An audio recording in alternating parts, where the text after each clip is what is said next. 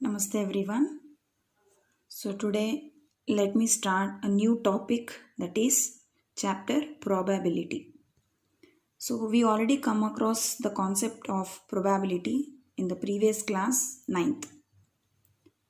So before I start exact topic of class 10th, so let me give recap about what we learned in the previous class. So what is probability?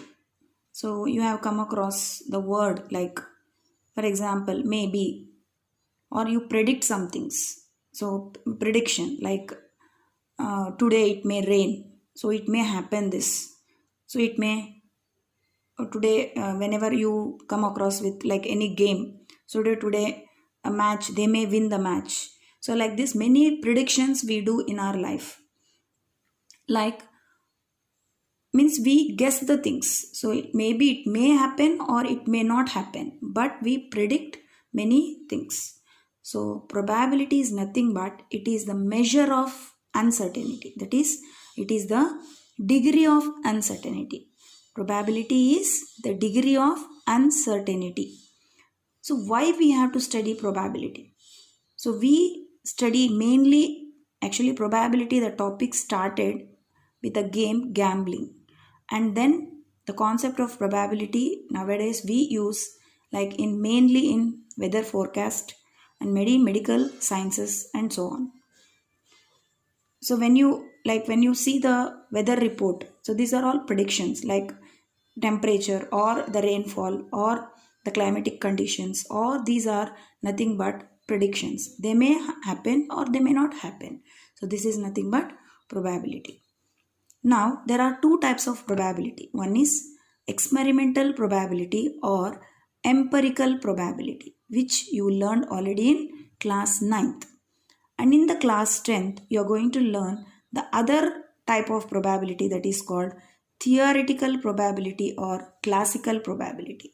So before I go to theoretical probability, so let me give a short recap what you learned in the previous class about experimental probability. So to explain the concept of experimental probability, the formula to find the probability of any event experimentally, we use this formula, and also some key points like experiment, event, trial. These are the terms we always use in the chapter probability. So let me take one example and I'll explain you what are these terms and what is exactly the meaning of probability, that is experimental probability. So now let me take tossing a coin 1,000 times. So I am going to toss a coin 1,000 times. So nothing but this is an experiment what I am doing. What is the experiment here? The experiment is nothing but tossing a coin 1,000 times is the experiment. So this, I hope you understood the word experiment in this case. Tossing a coin 1,000 times is nothing but an experiment. Means you are going to conduct an experiment by tossing a coin 1,000 times. Now, what are event here? Event is nothing but like here, what are the two events you have in this coin? Head and tail. Head and tail are the two events. Understood? So that is conducting and means whatever we conduct experiment, that is tossing a coin 1,000 times is nothing but one full experiment. In that experiment you have two events here. What is event? Head is one event, tail is the another event. Next comes to trial.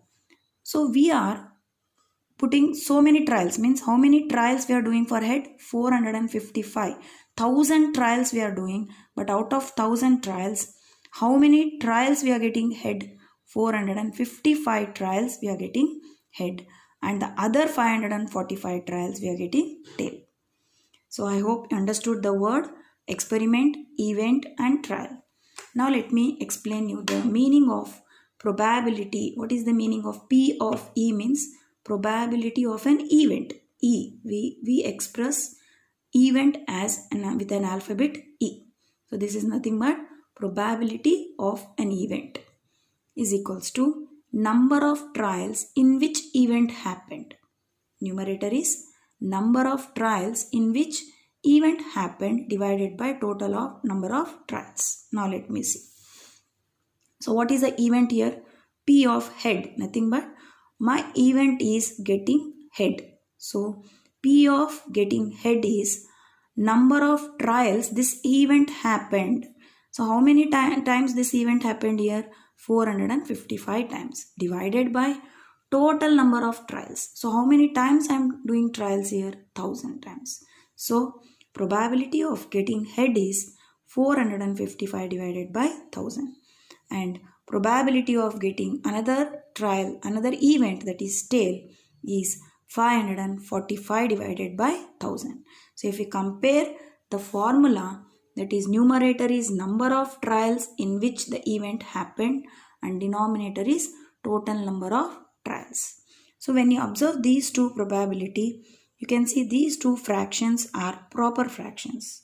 That is numerator is small and the denominator is big. So when you divide these type of fractions, what value you get? We get always less than 1. We cannot get equal to 1 or greater than 1.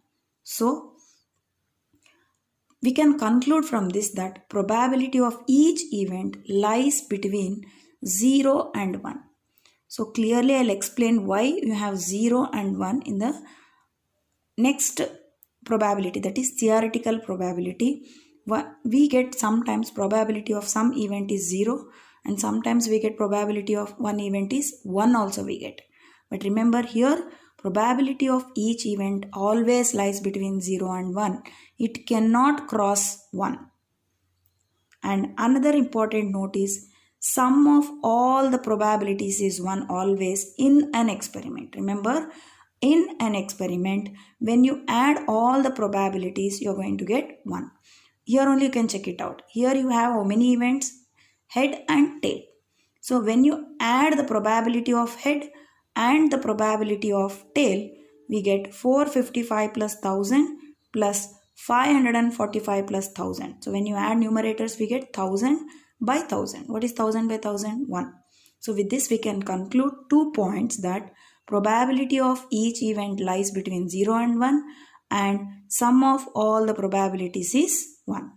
So I hope you understood what is the meaning of experimental probability and or empirical probability. Experimental probability is we are doing an experiment practically. We are doing it practically and we are noting it down how many times an event happened and we are finding the probability of the given events. Now let us move for the new type of probability, that is theoretical probability or classical probability. So what it says, this is probability of an event equals to number of outcomes favorable to the event divided by number of all possible outcomes of the experiment. So to understand these terms, without example you cannot understand. So let me take one example and explain you what is meaning of number of outcomes favorable to the event divided by number of all possible outcomes of the experiment. Along with this formula, you have some terms, that is some key points where you have to learn in this chapter, that is elementary event. Sum of the probabilities of all elementary events of an experiment is 1, and sure event or certain event, impossible event, P of E is less than or equal to 1, greater than or equal to 0. And for an event, P of E plus P of E bar equals to 1. So understand all these terms, new terms. Let us take one example to understand all these terms. Now, this is an example. Suppose we throw a die once. This is one question. I have taken my own. What is die? Die is nothing but where we used to play snake and ladders. That will be a 3D figure which is in the shape of cube. So every die has how many faces? It has 6 faces. That is, what will be the outcomes then? There are 6 outcomes. So you can see on one face 1 dot will be written, on the second face 2 dots, like that, 3 dots, 4 dots, 5 dots and 6 dots. So there are 6 faces. So total number of outcomes equal to 6. So when you go with the formula, the denominator, number of all possible outcomes of this experiment, what I have taken is 6. Now depending upon the question, the numerator changes. Now here I am asking some questions. Probability of getting 1. So what are the outcomes? Let us see what are the outcomes you have in this die. Total is 6. What are the outcomes? They are 1, 2, 3, 4, 5 and 6. So like if you take a coin, what are the outcomes? Head and tail. So like this, in the die there are outcomes, 6 outcomes. They are 1, 2, 3, 4, 5 and 6. So probability of getting 1. You can see how many times 1 will come up. Out of 6 you have only 1 time. So 1 by 6. And what is the difference between the previous probability, that is experimental probability, and theoretical probability is, there we do number of trials. So many trials we do to complete an event, or in an experiment we do certain trials. So that is practically we do some trials and to complete an experiment. On that basis we predict the things. But here it is a theoretical probability. We are not doing any trials here. So in a die we have 6 outcomes. So out of 6 outcomes, how many times 1 will come up? Exactly 1 time, 1 by 6. How many times 2 will come up? 1 by 6. Means out of 6 times, the prediction of getting 1 is 1 time, like that. So getting 2, 1 time. Getting 3, 1 time. Getting 4, 1 time. Getting 5, 1 time. And getting 6 also, 1 by 6. So why I am taking so many questions where you have numerator 1? So this question I took to explain you what is the meaning of elementary event. Just I read the definition. An event having one outcome of the experiment is called elementary event. I'll repeat. An event having one outcome of the experiment is called elementary event. You can just observe here all these events, whatever I have here, I'm getting 1 in the numerator. So that's why all these events we call as elementary event. So each event in this example is elementary event. And when you note all these, means when I add all these elementary events of this experiment, you get 1. So we can conclude sum of all the elementary events of an experiment is 1. So what is elementary event? When the numerator of the probability is 1, we call it as elementary event. And when we add all the elementary events, we get 1. And the next key point is, so we covered these two, an elementary event, and we also covered sum of the probabilities of all the elementary events of an experiment is always 1. And the next key point is sure event or certain event. What is meaning of sure event or certain event? That is, the probability of an event which is sure to occur is 1. That is called sure event. So let me explain you with one example. Example, I am taking the same question that is about die only. But question I am asking you, find the probability of in a die of getting less than 7. So just if you see outcomes, 1, 2, 3, 4, 5, 6 are outcomes. So what I have questioned you? Probability of getting less than 7. So all are less than 7. So for this, what will be the numerator? 6 divided by total number of outcomes is 6.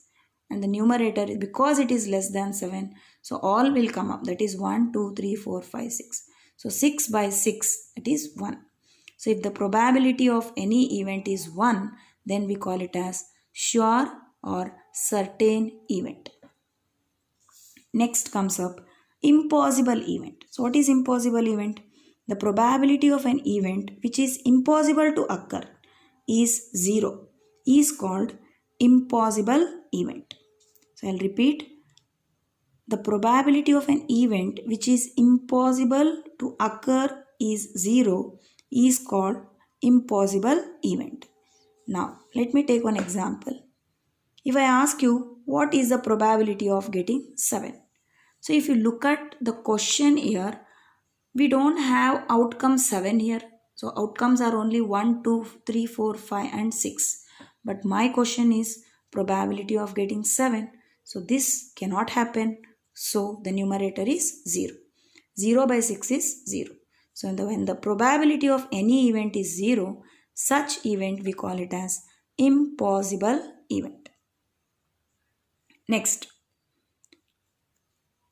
we move for the next key point, that is probability of E is always, that is event is always less than or equal to 1 or greater than or equal to 0. So in the experimental probability, I told you that the probability always lies between 0 and 1. It cannot cross 1. So here we come across with many examples. So from the examples, we can conclude that probability cannot be greater than 1, but it can be equal to 1. When it is equal to 1, when it is a sure event. And it can be equal to 0 when it is equal to 0 when it is impossible event. Therefore, probability of any event lies between impossible event and sure event. That is less than or equal to 1, greater than or equal to 0. This you can understand with these examples. You can see when you divide 1 by 6, it is less than 1. And here we got 1 and here we got 0. So you can take any number of examples. You observe that probability of any event is always less than or equal to 1, greater than or equal to 0. Now, let us understand the last key point. It's very, very important. For an event, P of E plus P of E bar equals to 1. Means what? E is an event and E bar is not an event. Or we can consider E and E bar are complementary events. So this is one formula I have to remember. P of E plus P of E bar equal to 1. When we use this, when probability of one event is given and not an event is not given, so we can use this formula to find the unknown. So let us understand what is the P of E plus P of E bar equal to 1 with an example. So here I have asked one question. Probability of getting an odd number. This is an event. Probability of getting an odd number. In the same example, I am taking many questions to understand all the key points. Probability of getting an odd number. Let us see how many odd numbers you have. You can see here 1, 3, 5. So 3 odd numbers. So what is the probability of getting an odd number? 3 divided by 6. So next question if I go, what is the probability of not getting an odd number? Means this becomes P of E and this becomes P of E bar. That is not an event. So again, P of not getting an odd number, nothing but even number. So how many even numbers you have here? 2, 4 and 6. That is 3. So again we are getting 3 by 6. So clearly when you observe this, when you add these two, you are going to get 1. So probability of an event plus probability of not an event is always 1. Now till now we learned difference between an experimental probability, theoretical probability and many more terms we learned, that is impossible event, certain event or sure event, and we also learned what is elementary event, and sum of all probability, all elementary events is always 1. And also we learned P of E is less than or equal to 1, greater than or equal to 0, and P of E plus P of not E equals to 1. So to summarize all this, let us start with exercise 15.1. So these are complete the following statements. Probability of an event plus probability of the event not A, nothing but P of E plus P of E bar equals to what? 1. Next, the probability of an event that cannot happen is what? It is 0. That is, such a type of event is called as dash. That is impossible event. The next question is, the probability of an event that is certain to happen is dash. that is 1. What we call this event? Such an event is called as sure event or certain event. Next, sum of the probabilities of all the elementary events of an experiment is dash, that is 1. The last question is, the probability of an event is greater than or equal to 0 and less than or equal to dash, that is 1.